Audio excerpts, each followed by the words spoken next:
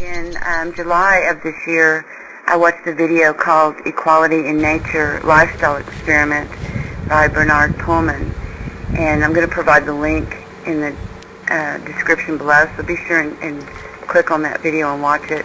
And also the videos by Guian Roberts, the baby bird research for equal life and the pre-programming visible in birds' behavior, because those videos are really very interesting to watch.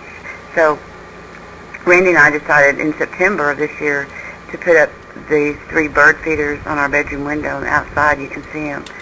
And we didn't really see that many birds even in September, and it's taken 3 months to accumulate the birds that you're seeing now. The first ones that showed up were chickadees, and that's what you're seeing right now. The one on the right, well, both of them, those are chickadees.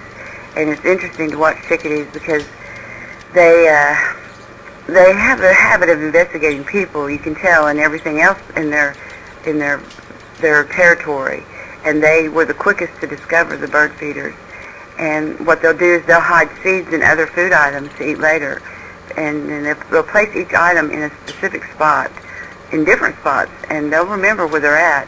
And they have thousands of hiding places. And if you watch them, you'll see them go up to a nearby branch, or go to a bush, a nearby bush, or even somewhere in the thick of around the ground.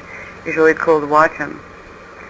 So what I've really noticed is we've had a lot of male and female cardinals as well.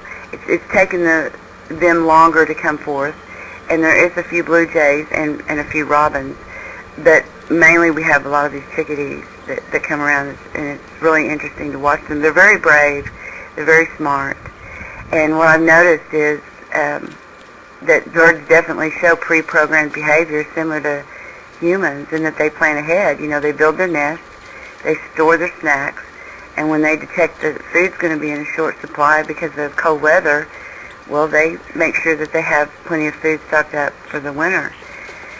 But they demonstrate extreme awareness and intelligence, and clearly they have individual and unique personalities. Yet there is a oneness amongst all of these birds. They have something very obvious in common with each other. They require food and water and shelter to properly care for themselves, just like all of us humans do. I find that really interesting, because to offer these birds an equal amount of food daily, and watch them first individually only want to be just by themselves to eat this bird seed, and no other kind of bird would come near them. And now they have progressively begun to socialize somewhat amongst each other.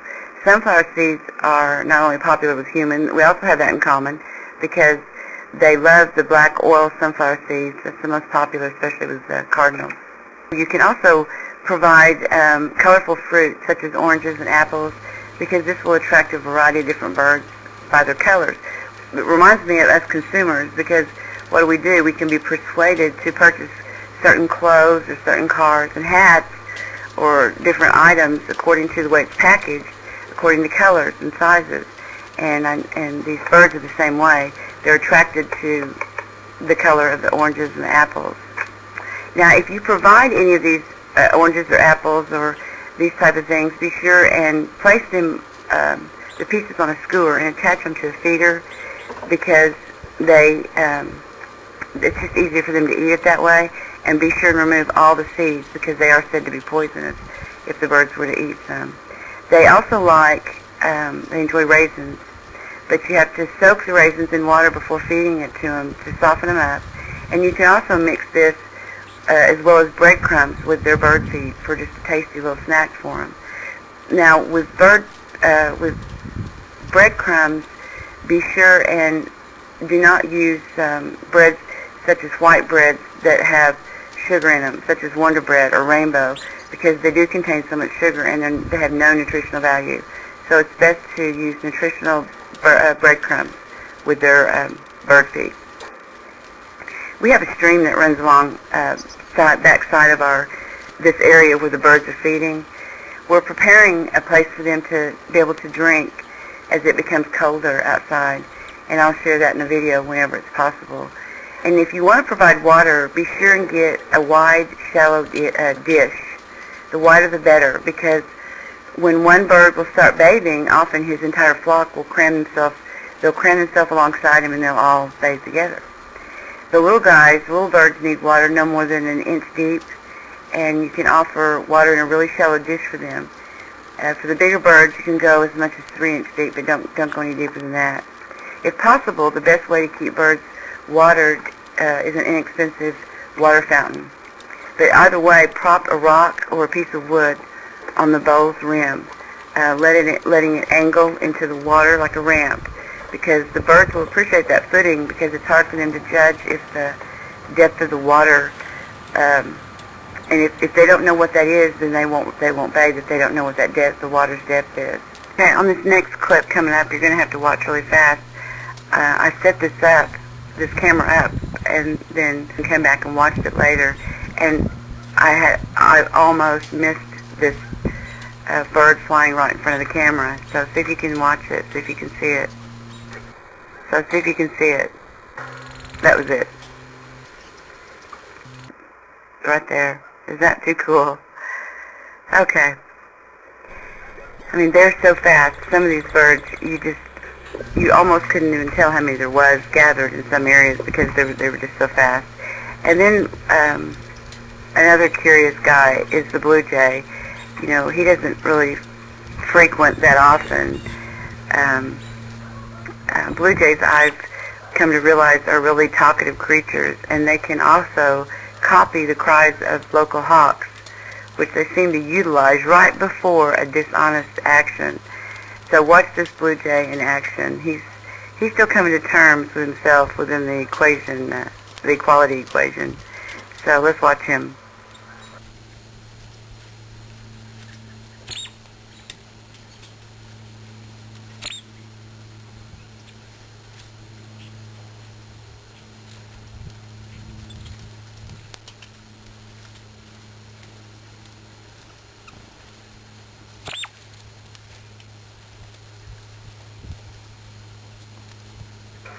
That's a little chickadee wanting to get up there to have some food, and finally he leaves.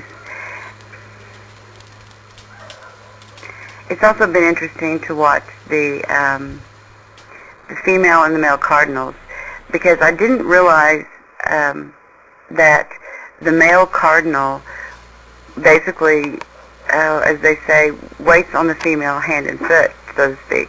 He will go out and he will gather the food and bring it back to the female. And what I noticed, sometimes we'll see 6 to 7 cardinals, male cardinals, up in the trees, and they watch, and they just really keep a close eye, and then they will go and get some food. So they'll sit on the fence, or they'll sit up in the trees. And so what's interesting is that you will also see some female cardinals that have begun to come around. Now, they didn't do this at first. It's taken literally 3 months for even the cardinals even to show up. And so in this upcoming clip, you'll see there's a female cardinal, and she's on the bird feeder we have in the middle of the yard there, and she's up there getting her something to eat, and you could almost blink and miss it, but I slowed it down and just happened to see a male cardinal, and he flies in from beyond and flies at her and literally pretty much shoos her off the edge. And there it was, and then he comes back, and he sits down, and he has himself something to eat. And it's interesting because he's there for a really long time. I mean, I actually edited this clip, but he's there for a very, very long time. So it was interesting to me that the male did not want the female up there beside him eating at the same time, although he didn't mind if the chickadees came up there and shared on the other side. He didn't even mind if they came on the same ledge as him, but he did not want the female up there. And I think that's an interesting display of the female and male behavior. Watching these birds over the past 3 months slowly accumulate and slowly show up, and one by one they have begun to socialize a little bit with each other, and they're realizing that their food supply is going to be there daily, And so they're getting to be a little bit more playful with each other. And they've really assisted me in my own process of walking self-forgiveness and self-honesty, in being patient with myself and realizing that it is accumulated daily actions in breath in every moment, and that is how I accumulate myself here as one is all as equal. And they are providing me with a great understanding of how an equal money system certainly is possible, can and will eventually be implemented.